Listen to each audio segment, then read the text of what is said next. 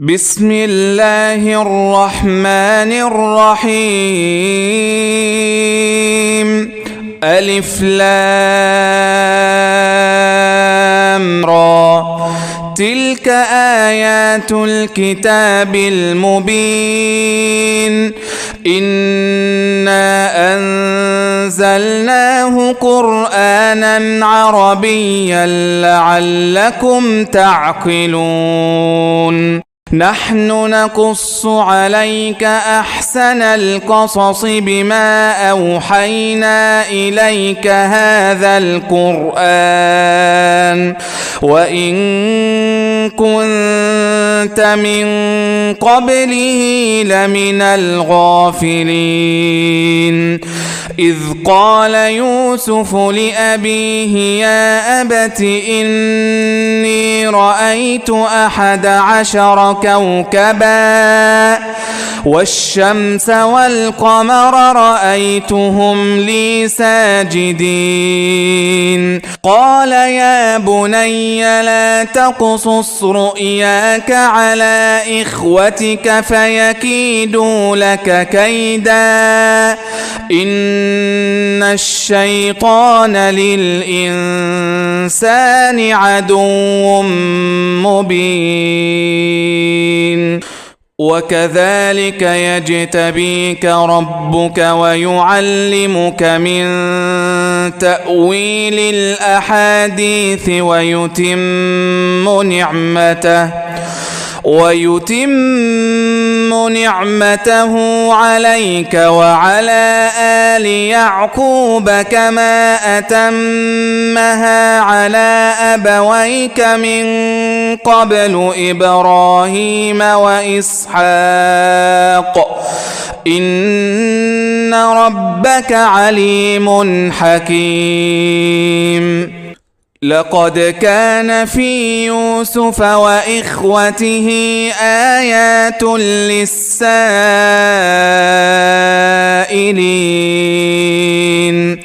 إذ قالوا ليوسف وأخوه أحب إلى أبينا منا ونحن عصبة إن أبانا لفي ضلال مبين. اقتلوا يوسف أو اطرحوه أرضا يخل لكم وجه أبيكم وتكونوا من بعده قوما صالحين. قال قائل منهم لا تقتلوا يوسف وألقوه في غيابة الجب يلتقطه بعض السيارة إن كنتم فاعلين. قالوا يا أبانا ما لك لا تأمنا على يوسف وإنا له لناصحون. أرسله معنا غدا يرتع ويلعب وإنا له لحافظون. قال إني ليحزنني أن تذهبوا به وأخاف أن يأكله الذئب وأنتم عنه غافلون. قالوا لئن أكله الذئب ونحن عصبة إنا إذا لخاسرون. فلما ذهبوا به وأجمعوا أن يجعلوه في غيابة الجب وأوحينا إليه لتنبئنهم بأمرهم هذا وهم لا يشعرون. وجاءوا أباهم عشاء يبكون قالوا يا أبانا إنا ذهبنا نستبق وتركنا يوسف عند متاعنا فأكله الذئب وما أنت بمؤمن لنا ولو كنا صادقين وجاءوا على قميصه بدم كذب قال بل سولت لكم أنفسكم أمرا فصبر جميل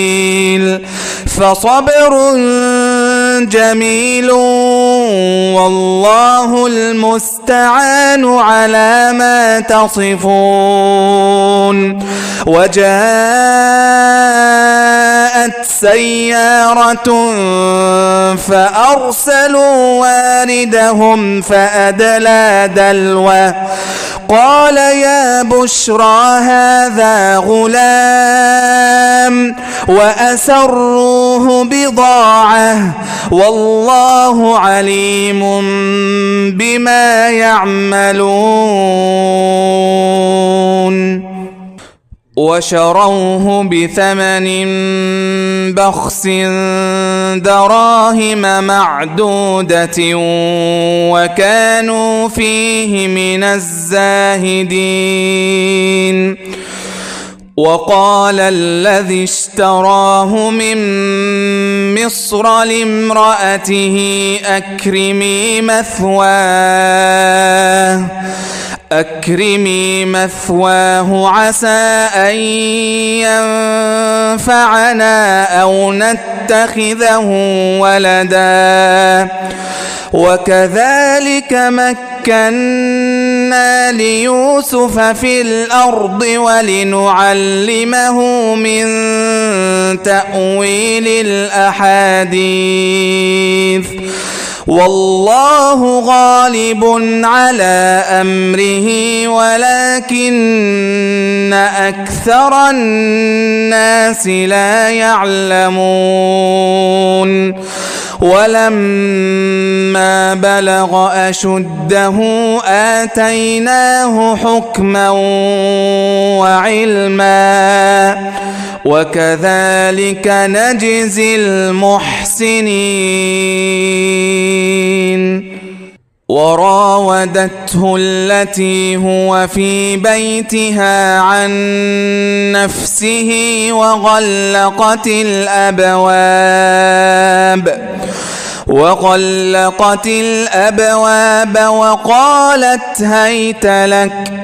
قال معاذ الله إنه ربي أحسن مثواي إنه لا يفلح الظالمون ولقد همت به وهم بها لولا أن رأى برهان ربه كذلك لنصرف عنه السوء والفحشاء إنه من عبادنا المخلصين واستبق الباب وقدت قميصه من دبر وألف يا سيدها لدى الباب قالت ما جزاء من أراد بأهلك سوءا إلا أن يسجن أو عذاب أليم قال هي راودتني عن نفسي وشهد شاهد من أهلها إن كان قميصه قد من قبل فصدقت وهو من الكاذبين وإن كان قميصه قد من دبر فكذبت وهو من الصادقين فلما رأى قميصه قد من دبر قال إنه من كيدكن إن كيدكن عظيم يوسف أعرض عن هذا واستغفري لذنبك إنك كنت من الخاطئين. وقال نسوة في المدينة امرأة العزيز تراود فتاها عن نفسه قد شغفها حبا إنا لنراها في ضلال مبين فلما سمعت بمكرهن أرسلت إليهن وأعتدت لهن متكأ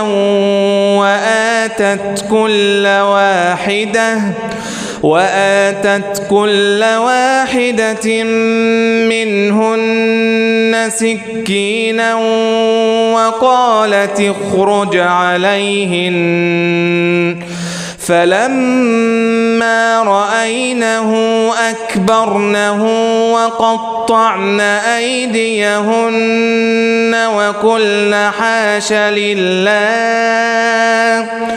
وقلن حاش لله ما هذا بشرا إن هذا إلا ملك كريم. قالت فذلكن الذي لمتنني فيه ولقد راودته عن نفسه فاستعصم ولئن لم يفعل ما آمره ليسجنن وليكونن من الصاغرين. قال رب السجن أحب إلي مما يدعونني إليه وإلا تصرف عني كيدهن أصب إليهن وأكن من الجاهلين. فاستجاب له ربه فصرف عنه كيدهن إنه هو السميع العليم. ثم بدا لهم من بعد ما رأوا الآيات ليسجننه حتى حين. ودخل معه السجن فتيان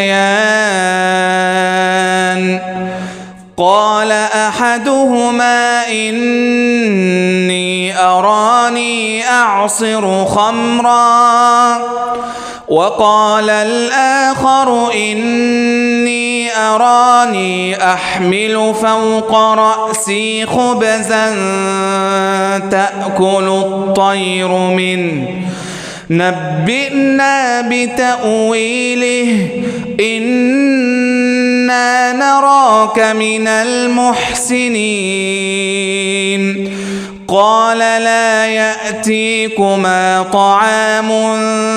ترزقانه إلا نبأتكما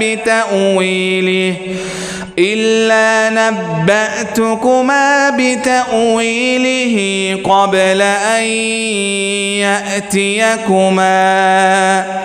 ذلكما مما علمني ربي إني تركت ملة قوم لا يؤمنون بالله وهم بالآخرة هم كافرون واتبعت ملة آبائي إبراهيم وإسحاق ويعقوب ما كان لنا أن نشرك بالله من شيء ذلك من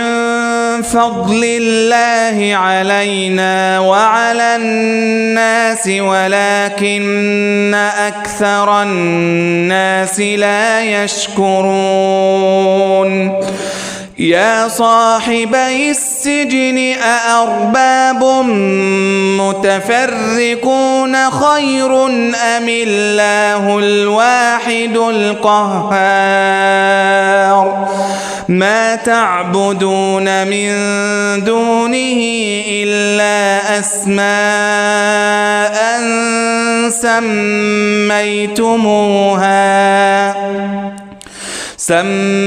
سميتموها أنتم وآباؤكم ما أنزل الله بها من سلطان إن الحكم إلا لله أمر ألا تعبدوا إلا إياه ذلك الدين القيم ولكن أكثر الناس لا يعلمون يا صاحبي السجن أما أحدكما فيسقي ربه خمرا وأما الآخر فيصلب فتأكل الطير من رأسه قضي الأمر الذي فيه تستفتيان وقال للذي ظن أنه ناج منهما اذكرني عند ربك وقال للذي ظن أنه ناج منهما اذكرني عند ربك فأنساه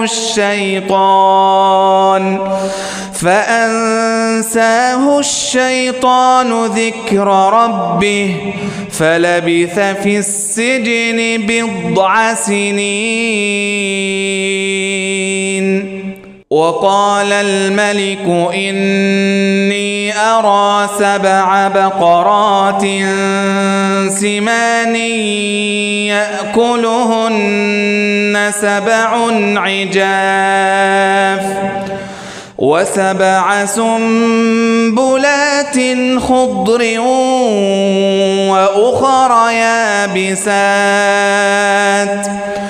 يا أيها الملأ أفتوني في رؤياي إن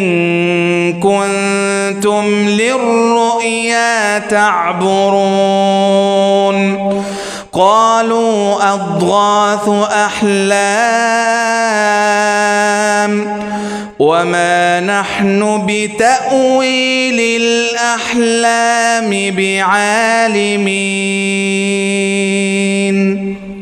وقال الذي نجا منهما وادكر بعد أمة أنا أنبئكم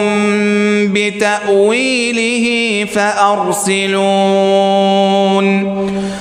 يوسف أيها الصديق أفتنا في 7 بقرات سمان يأكلهن 7 عجاف و7 سنبلات خضر وأخر يابسات لعلي أرجع إلى الناس لعلهم يعلمون قال تزرعون 7 سنين دأبا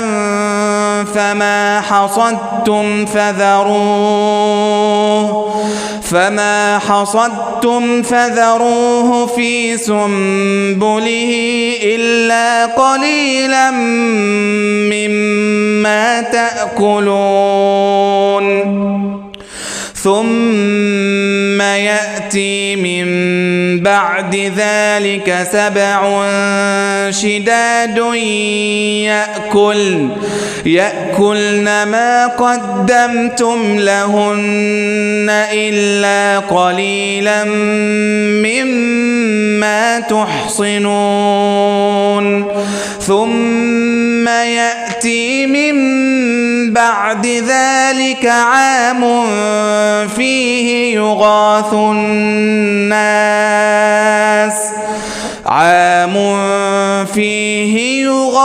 الناس وفيه يعصرون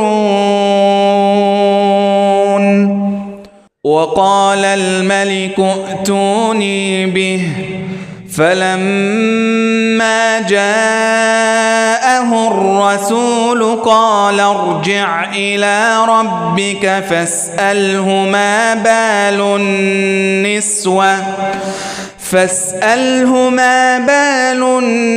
النسوة اللاتي قطعن أيديهن إن ربي بكيدهن عليم قال ما خطبكن إذ راوتن يوسف عن نفسه قلنا حاش لله ما علمنا عليه من سوء قالت امرأة العزيز الآن حصحص الحق أنا راودته عن نفسه وإنه لمن الصادقين ذلك ليعلم أني لم أخنه بالغيب وأن الله لا يهدي كيد الخائنين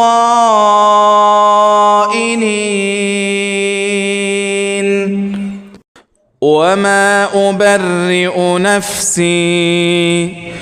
إن النفس لأمارة بالسوء إلا ما رحم ربي إن ربي غفور رحيم وقال الملك ائتوني به أستخلصه لنفسي فلما كلمه قال إنك اليوم لدينا مكين أمين قال اجعلني على خزائن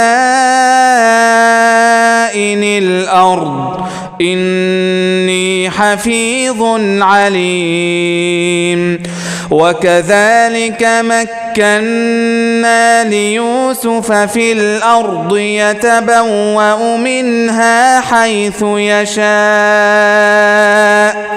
نصيب برحمتنا من نشاء ولا نضيع أجر المحسنين ولأجر الآخرة خير للذين آمنوا وكانوا يتقون. وجاء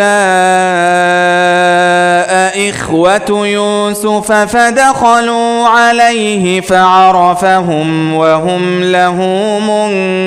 منكرون. ولما جهزهم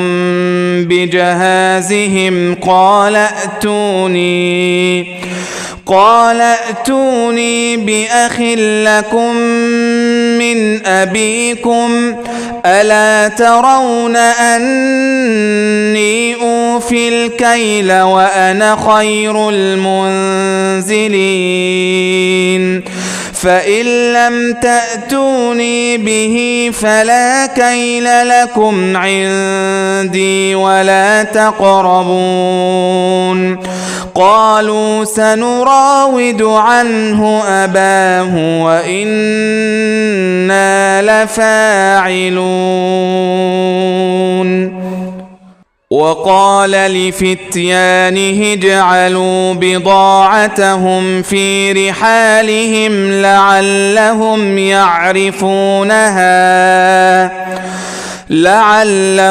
يعرفونها إذا انقلبوا إلى أهلهم لعلهم يرجعون. فلما رجعوا إلى أبيهم قالوا يا أبانا منع منا الكيل فأرسل معنا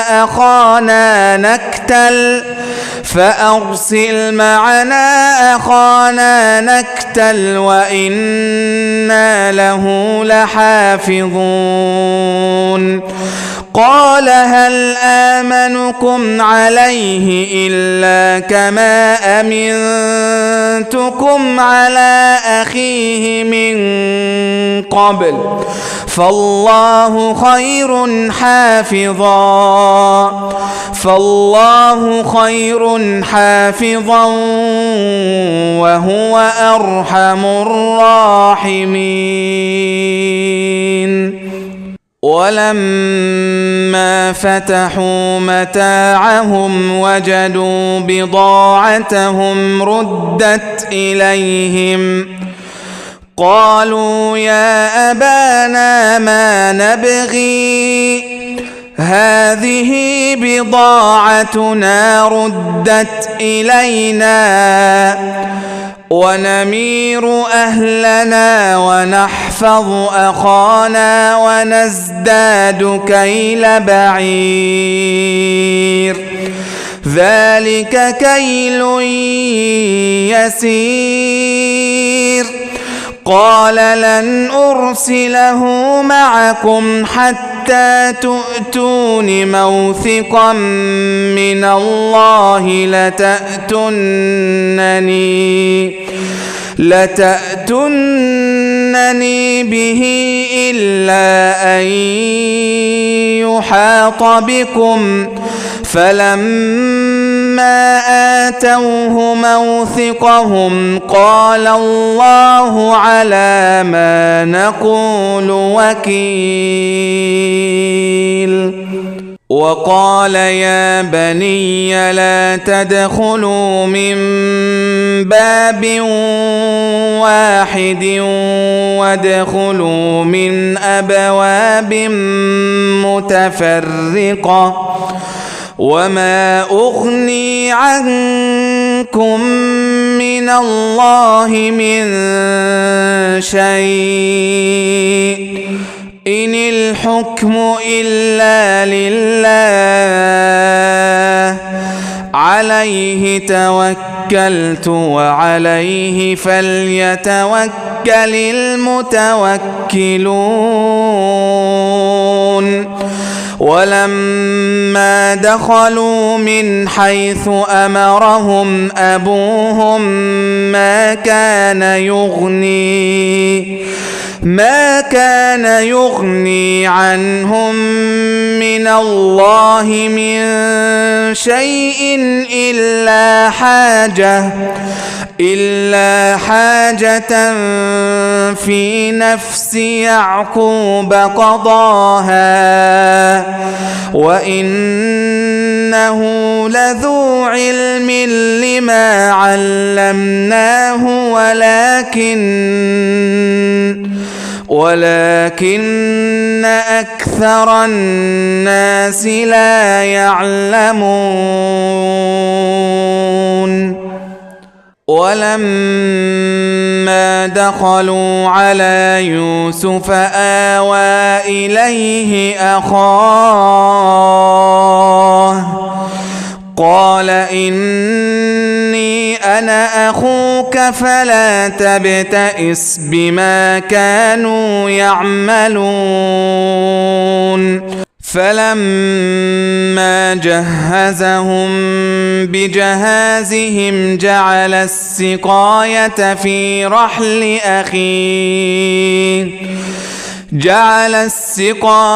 في رحل أخيه ثم أذن مؤذن أيتها العير إنكم لسارقون قالوا وأقبلوا عليهم ماذا تفقدون قالوا نفقد صواع الملك ولمن جاء به حمل بعير وأنا به زعيم قالوا تالله لقد علمتم ما جئنا لنفسد في الأرض وما كنا سارقين قالوا فما جزاؤه إن كنتم كاذبين قالوا جزاؤه من وجد في رحله فهو جزاؤه كذلك نجزي الظالمين فبدأ بأوعيتهم قبل وعاء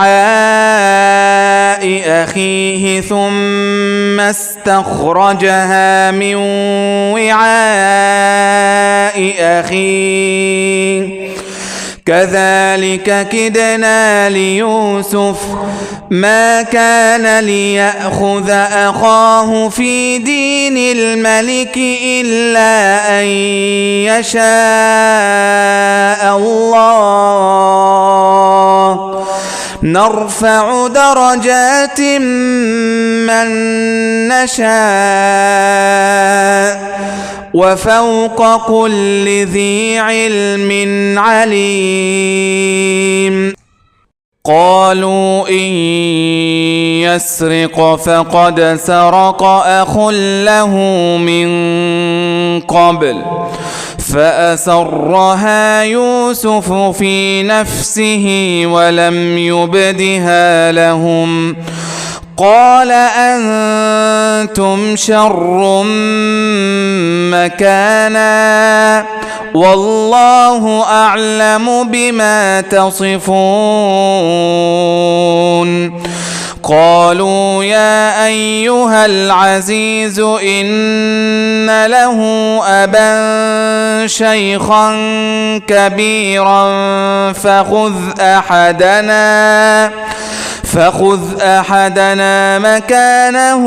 إنا نراك من المحسنين قال معاذ الله أن نأخذ إلا من وجدنا متاعنا عنده إنا إذا لظالمون فلما استيئسوا منه خلصوا نجيا قال كبيرهم ألم تعلموا أن أباكم قد أخذ عليكم موثقا من الله ومن قبل ما فرطتم في يوسف فلن أبرح الأرض حتى يأذن لي أبي أو يحكم الله لي وهو خير الحاكمين ارجعوا إلى أبيكم فقولوا يا أبانا إن ابنك سرق وما شهدنا إلا بما علمنا وما كنا للغيب حافظين واسأل القرية التي كنا فيها والعير التي أقبلنا فيها وإنا لصادقون قال بل سولت لكم أنفسكم أمرا فصبر جميل عسى الله أن يأتيني بهم جميعا إنه هو العليم الحكيم وتولى عنهم وقال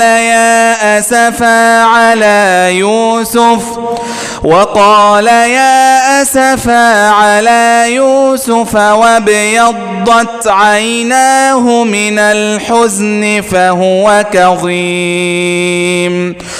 قالوا تالله تفتأ تذكر يوسف حتى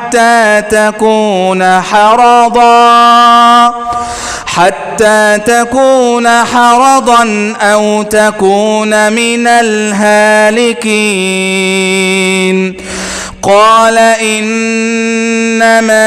أشكو بثي وحزني إلى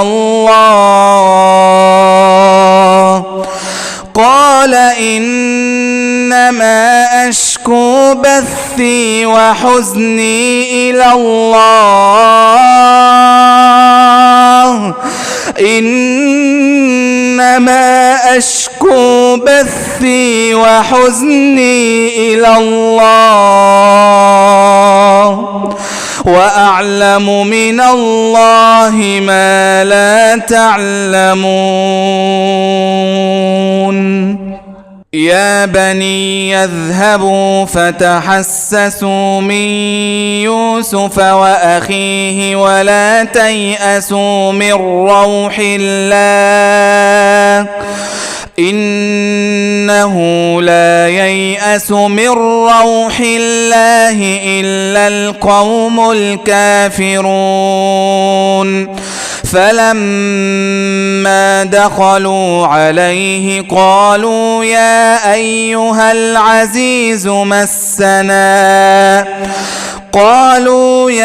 أيها العزيز مسنا وأهلنا الضر وجئنا ببضاعة مزجاة فأوف لنا الكيل وتصدق علينا إن الله يجزي المتصدقين قال هل علمتم ما فعلتم بيوسف وأخيه إذ أنتم جاهلون قالوا أئنك لأنت يوسف قال أنا يوسف وهذا أخي قد من من الله علينا إنه من يتق ويصبر فإن الله لا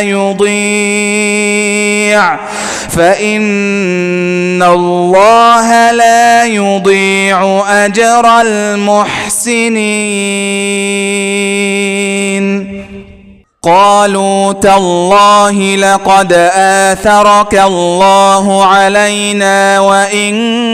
كنا لخاطئين. قال لا تثريب عليكم اليوم يغفر الله لكم وهو أرحم الراحمين. اذهبوا بقميصي هذا فألقوه على وجه أبي يأت بصيرا وأتوني بأهلكم أجمعين. ولما فصلت العير قال أبوهم إني لأجد ريح يوسف لولا أن تفندون. قالوا تالله إنك لفي ضلالك القديم. فلما أن جاء البشير ألقاه على وجهه فارتد بصيرا. قال ألم أقل لكم إني أعلم من الله ما لا تعلمون. قالوا يا أبانا استغفر لنا ذنوبنا إنا كنا خاطئين. قال سوف أستغفر لكم ربي إنه هو الغفور الرحيم. فلما دخلوا على يوسف آوى إليه أبويه وقال ادخلوا مصر إن شاء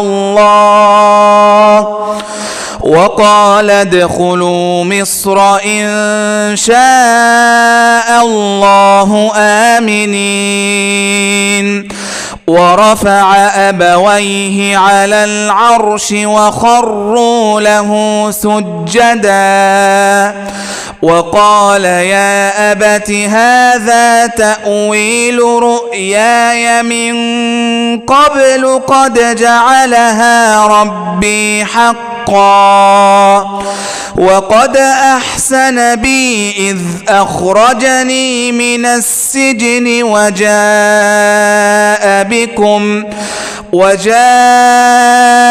بكم من البدو من بعد أن نزغ الشيطان بيني وبين إخوتي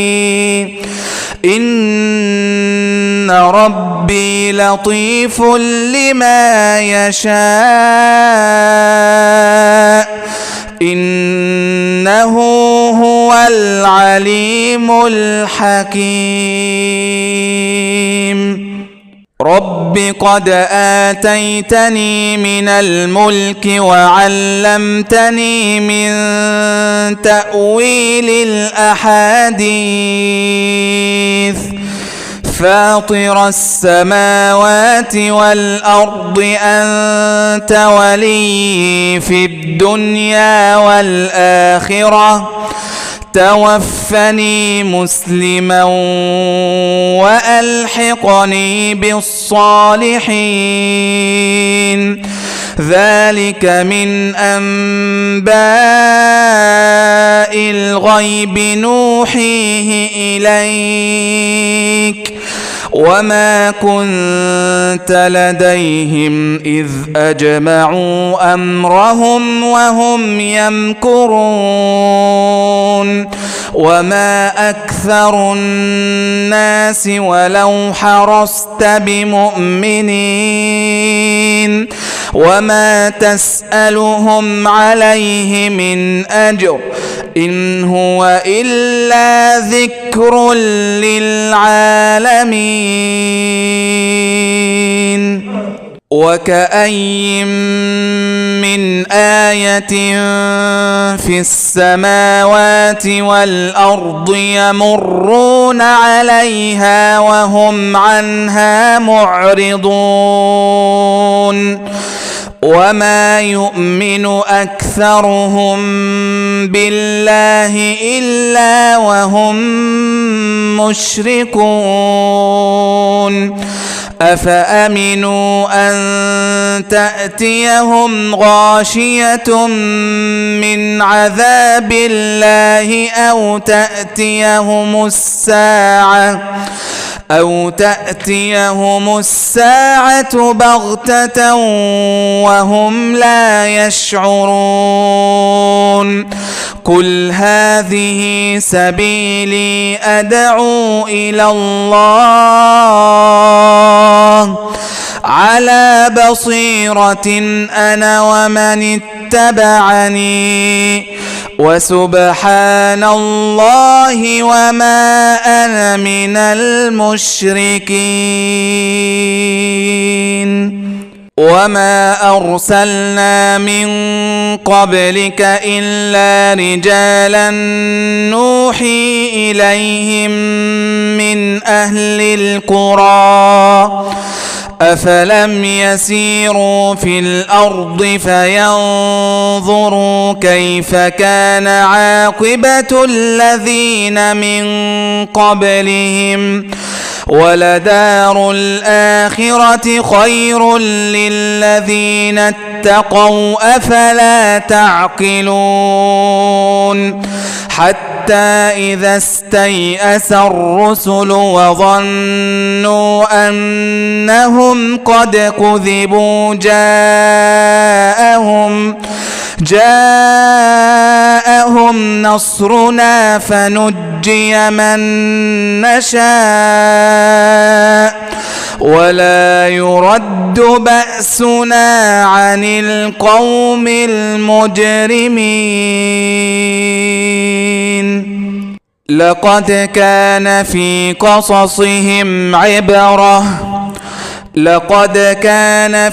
قصصهم عبرة لأولي الألباب ما كان حديثا يفترى ولكن تصديق الذي بين يديه وتفصيل كل شيء وهدى ورحمة لقوم يؤمنون.